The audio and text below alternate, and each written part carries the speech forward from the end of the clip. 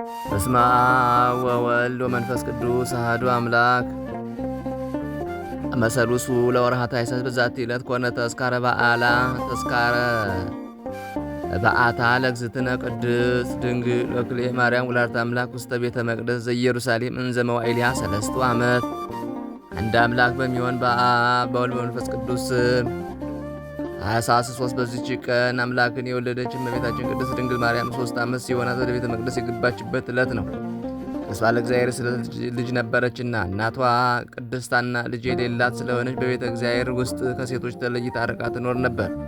ሽማግሌ ከሆነ ከኢያቄም ከባሏ ጋራም እጅግ የምታዝን ሆነች። እግዚአብሔር ማኅዘናቸውን ሰማ። ቅድስት ሐናም እንዲህ ብላ ለእግዚአብሔር ተሳለች። የሰጠኸኝን ፍሬ ለእግዚአብሔር አገልጋይ አደርገዋለሁ።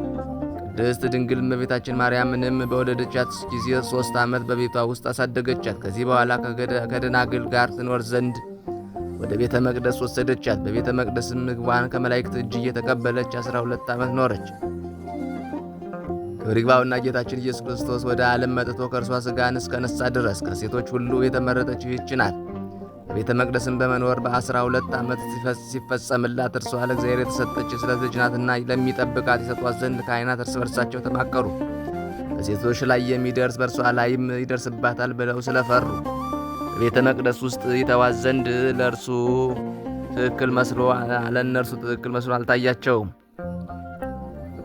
ስለዚህም ሊጠብቃት ለሚገባው በእርሷ ላይ ጮኛ ሊያኖሩ ወደዱ። ከዚህም አስቀድሞ ሊቀ ካህናት ዘካርያስ እመቤታችን ቅድስት ድንግል ማርያምን ልጄ ማርያም ሆይ አንቺ እንዳደግሽና ለአካለ መጠን እንደደረስሽ ወቂ። ልትታጭም ትወጃለሽን? እግዚአብሔርን የሚፈራ መልካም የሆነ የተባረከ ጎልማሳ እንፈልግልሽን? ወይም በሕይወትሽ ዘመን ሁሉ በቤተ መቅደስ ተቀምጠሽ እግዚአብሔርን ልታገለግዩ የምትሽ ከሆነ በሴቶች ላይ በሚደርስብሽ ወራት ወደ ቤተ መቅደስ ደጅ ከመግባት ትጠበቂ ዘንድ በኦሪቱ የተጻፈውን የርግማን ሥርዓት በአንቺ ላይም እንሰራለን አላት።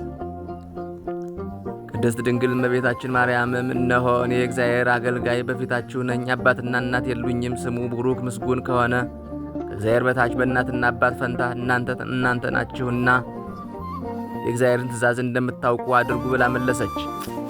ካህናቱና ማኅበሩም ሁሉ ዘካርያስን ወደ ቤተ መቅደስ አገብተህ ስለዚች ብላቴና ማርያም ወደ እግዚአብሔር ጸልይ አሉት። ዘካርያስም ገብቶ ሲጸልይ በዚያን ጊዜ የእግዚአብሔር መልአክ ተገለጠለትና እንዲህ አለው፣ ዘካርያስ ወይ ወጥተህ ከዳዊት ወገን ሚስቶቻቸው የሞቱባቸውን ሁሉ ወንዶች ሰብስብ፣ የእያንዳንዱንም በትር ከስሙ ጋር ውሰድ። ወደ ቤተ መቅደስም በምሽት አግብተህ ወደ እግዚአብሔር ጸልይበት። በነጋ ጊዜም በትሮቻቸውን አውጣ። እግዚአብሔርን በበትሩ ላይ ምልክት ለገለጠልህ ለዚያ ሰው ማርያምን ተቀብሎ ሊጠብቃት ይገባዋል አለው።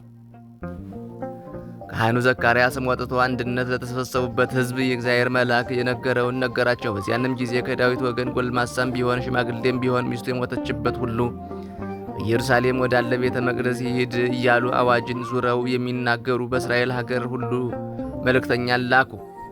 ከዳዊት ወገን የሆነ ጠራቢው ዮሴፍን በሰማ ጊዜ በትሩን ይዞ ከናዝሬት ወደ ኢየሩሳሌም ሄደ። ካህኑ ዘካርያስም የሁሉንም በትሮች ተቀብሎ ስማቸውን በላያቸው ጻፈ። ቁጥራቸውም 1985 ሆነ።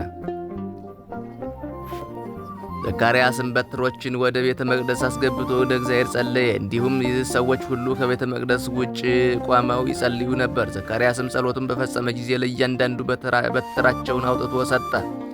ጠራቢው ዮሴፍም በትሩን ሊቀበል በቀረበ ጊዜ ከእርሷ ነጭ ርግብ የመሰለች ተገለጠች።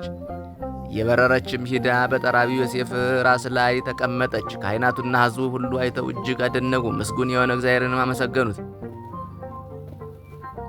ዘካርያስም ዮሴፍን ዮሴፍ ሆይ ከእግዚአብሔር የታዘዘ መልአክ እንደተናገረ ድንግል ማርያምን ወደ ቤት ወስደ ጠብቃት አለው። ዮሴፍም ቅድስት ድንግል ማርያምን ከካህናት እጅ ተቀበላት፣ በእርሱም ዘንድ ኖረች። ከዚህ በኋላ የመላእክት አለቃ ገብርኤል ስለ እግዚአብሔር ልጅ ከእሷ ሰው ሆኖ ስለመወለዱ በዮሴፍ ቤት አበሰራት። ለእግዚአብሔር ምስጋና ይሁን፣ እኛንም በአማላጅነቷ ይማረን፣ በረከቷም ከእኛ ጋር ትኖር ለዘላለሙ አሜን።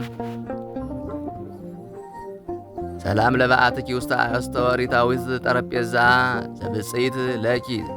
ዘብፅዓት ለኪ እንበለ የሃቡ ቤዛ ማርያም አንቲ ሰዋሰው ዘምድረ ሎዛ ዲቤኪ ትርግ ጸሎቴ ከመጼና ሰናይ መዓዛ ሀበለ ነፍሴ ታሰስል ትካዛ። በዚችም ቀን የሊቀ መላእክት ፋኑኤል የበዓሉ መታሰቢያ ነው። ለእግዚአብሔር ምስጋና ይሁን፣ እኛንም በፋኑኤል አማላጅነት ይማረን፣ በረከቱም ከእኛ ጋር ትኑር ለዘላለሙ አሜን። ሰላም ለሲመትከ እምእግዚአብሔር በዲዴ ማዕርገ ጸሎት ትኩን ወሰይጣነ ውዴት ሰዳዴ ፋኑኤል ንሳአኒ ዘማሃይሌትየ ቡአዴ ከመይንሱ ረብሃ መካልይ መፍድየ ለይለቅሁ ወርቆሙ በርድየ